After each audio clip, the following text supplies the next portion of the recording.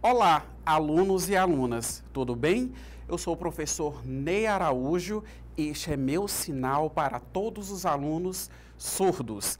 E a partir de agora eu peço a sua atenção para que você comece a acompanhar mais uma videoaula de rotas de aprofundamento, especificamente do componente curricular Sociologia. E a exemplo de outras aulas, das rotas de aprofundamento, eu estou sempre abordando com todos vocês um objeto de conhecimento em específico. E este objeto de conhecimento que será tratado ao longo desta videoaula, para o qual eu peço a sua atenção, será a precarização das moradias. Vamos começar visualizando uma imagem. Visualizem em tela essa imagem e o que é que nós podemos perceber nessa imagem?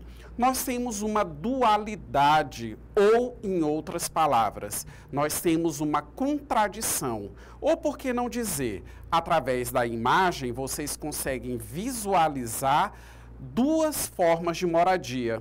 De um lado, no caso do lado direito, vocês podem perceber um condomínio verticalizado, aparentando pelas suas características estruturais ser um condomínio de luxo, né? Tem quadra, deve ter piscina, enfim, toda uma estrutura em que se adequa, digamos assim, a um condomínio. E do outro lado, nós temos algumas moradias que, digamos assim, não estão no mesmo patamar estrutural. Percebemos que são casas mais simples, ou por que não dizer, casas ou unidades habitacionais absolutamente precárias, em que, sem sombra de dúvidas, deve existir até a limitação no que diz respeito à infraestrutura. Então, as moradias precárias, elas acabam correspondendo justamente a esse tipo de moradia, a esse tipo de característica. São moradias que elas são, nas suas características próprias, no que diz respeito às suas próprias instalações, elas apresentam limitações estruturais, que vão desde ao material construtivo utilizado, até mesmo a falta de infraestrutura no que diz respeito ao local em que essas moradias elas são erguidas. E ainda uma outra informação bastante importante.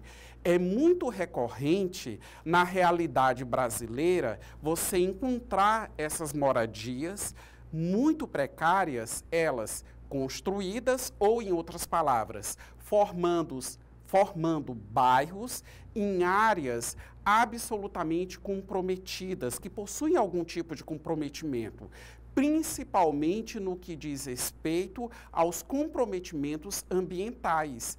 Algo que, por exemplo, em nosso estado do Acre é muito recorrente. Alguns bairros estão situados em áreas de vulnerabilidade ambiental e quando chega o período de inverno no nosso estado ou na região norte do nosso país, onde nós temos uma intensificação das chuvas e, consequentemente, a cheia dos rios, ocasionando a alagação, atingindo várias moradias que estão erguidas, formando bairros em áreas absolutamente comprometidas, digamos assim, até mesmo pelas ações do meio ambiente. Vamos voltar em tela e vamos visualizar outras informações. Nós temos aí a pergunta, o que são moradias precárias, e vocês podem observar pela imagem um exemplo de uma moradia absolutamente precária. Você pode observar que as paredes da casa estão construídas, né, com a utilização de materiais que já foram utilizados em uma outra casa ou que foram utilizados, no caso, para alguma outra finalidade. E, obviamente, pela própria condição do imóvel, nós podemos visualizar que a pessoa ela também tem um comprometimento no que diz respeito à qualidade de vida em que ela possui no que diz respeito a residir num local como esse. Então, a precarização da moradia se caracteriza pela falta de segurança, infraestrutura inadequada e acesso limitado a serviços básicos como água, saneamento e energia. E segundo informações do IBGE, informações essas referentes ao censo de 2022, mais de 11 milhões de brasileiros vivem em favelas, evidenciando a dimensão do problema, ou seja, uma moradia adequada ainda é um desafio a ser vencido, digamos assim, pelo nosso país, tendo em vista, inclusive, as condições econômicas em que as pessoas elas possuem no que diz respeito à aquisição de uma casa própria e que essa casa própria ela esteja num contexto absolutamente favorável, fazendo com que haja qualidade de vida e a própria efetivação do direito à moradia. Vamos visualizar mais algumas informações. Então, a desigualdade social e o baixo poder aquisitivo são fatores cruciais agravados pelo desemprego e informalidade. A falta de acesso à educação, a discriminação e a vulnerabilidade de grupos específicos como a população negra e indígena também contribuem para a precarização das moradias. A ausência de políticas públicas eficientes, a corrupção e a especulação imobiliária criam um ciclo vicioso de pobreza e falta de moradia. O crescimento desordenado das cidades, a falta de planejamento urbano e a gentrificação intensificam a precarização. Então, vocês podem perceber, pela leitura das informações, que são vários fatores que ocasionam a precarização dessas moradias. E quero ressaltar uma delas. Aqui no nosso estado, no estado do Acre, é muito recorrente a formação de bairros pelas populares invasões. Você tem uma área de terra, uma extensão de terra que não tem nada e simplesmente as pessoas elas invadem e nós temos ali a formação de um novo bairro, digamos assim, aqui na nossa cidade de Rio Branco.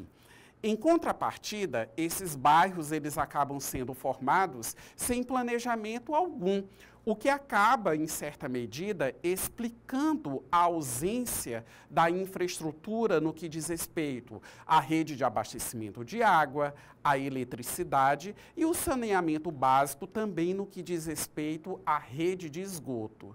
E a própria dificuldade do poder público em realizar esses investimentos a partir do momento em que os mesmos serão desencadeados devido à desorganização no que diz respeito à ocupação desses espaços, né?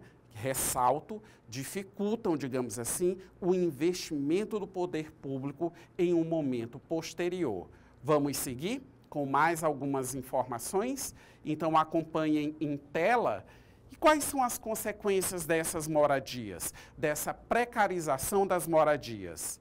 A falta de saneamento básico causa doenças como diarreia que matam milhares de brasileiros anualmente, segundo a Organização Mundial de Saúde. A precarização da moradia impede o acesso à escola, prejudica o rendimento escolar e leva à evasão. A falta de segurança jurídica, com a ausência de regularização fundiária, aumenta a vulnerabilidade à violência e à criminalidade. A precarização da moradia causa estresse, ansiedade, exclusão social e limita as perspectivas de futuro. Ou seja, geralmente, os bairros em que essas moradias precárias eles estão, digamos assim, há um acúmulo desse tipo de moradia, são as favelas, são as periferias, são justamente aqueles bairros onde há também uma concentração específica de outros problemas sociais.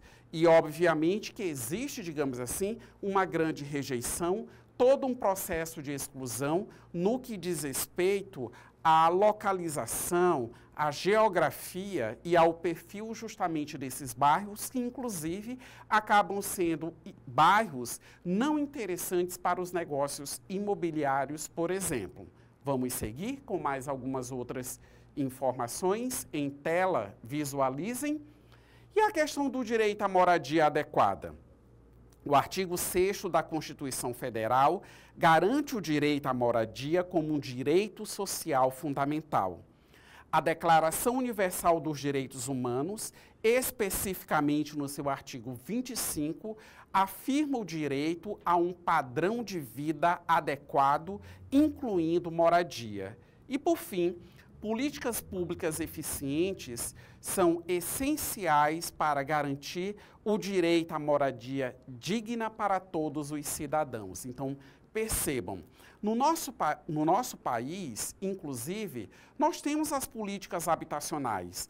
Há programas habitacionais que visam principalmente contemplar pessoas que estão residindo em áreas de vulnerabilidade ambiental, que priorizam idosos, que priorizam pessoas que possuem a sua inscrição no CAD único e que também são beneficiárias do programa Bolsa Família. Então, há iniciativas, mas há ainda um grande déficit habitacional no que diz respeito, digamos assim, à realidade brasileira.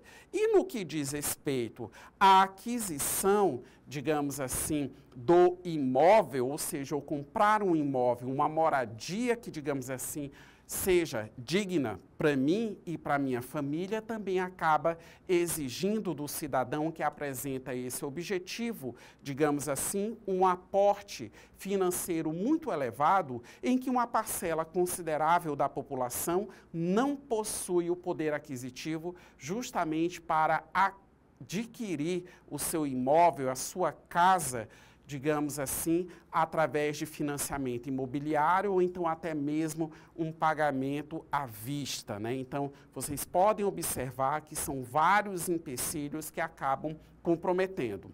Mas, como lido agora há pouco, a questão da moradia, ela é um direito social, é um direito fundamental que todos nós brasileiros devemos ter acesso e devemos buscar efetivar esse direito, porque a moradia é uma das condições necessárias para que a pessoa, para que o cidadão, ele venha dispor de qualidade de vida. Eu estou encerrando esta videoaula, mas não esqueça, o nosso objeto de conhecimento tratou a respeito da precarização das moradias e o quanto os cidadãos brasileiros residem justamente em moradias absolutamente inadequadas, comprometendo a qualidade de vida deles. E, além disso, eu quero chamar a sua atenção e eu quero te convidar para que você acesse o ambiente virtual de aprendizagem. Assista quantas vezes quiser esta videoaula e ainda acesse e participe das atividades que, no caso, são complementares ao seu aprendizado. Um forte abraço a todos vocês e até a próxima videoaula de Sociologia.